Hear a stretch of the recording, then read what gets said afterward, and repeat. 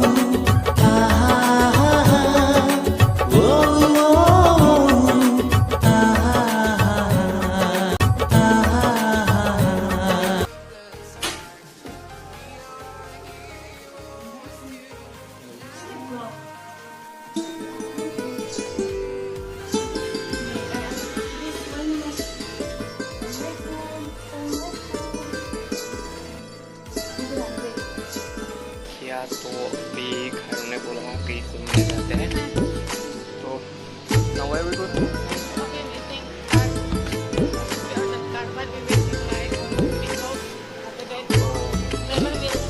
इसने car book की है हमारे वहाँ जैसे रैपिडो है, ओला है। यहाँ पे ऐसी एक एप्लीकेशन है प्रोजेक्ट जो अच्छे प्राइसेस देती है एज कम्पेयर टू अदर्स, तो आप उसको ट्राई कर सकते हैं। अभी हमने उसी को बुक किया तो वेट करेंगे। दोस्तों आपने इस वीडियो को देखा है, आपकी क्या राय है इन दोनों के बारे में कमेंट सेक्शन में मुझे जरूर जवाब दीजिएगा। चलो दोस्तों मेरा आज का वीडियो इतना ही, मिलते हैं किसी अगले वीडियो में। तब तक के लिए अपना ख्याल रखना और अपने भाई को दुआ में याद रखना। बाकी अस्सलाम वालेकुम।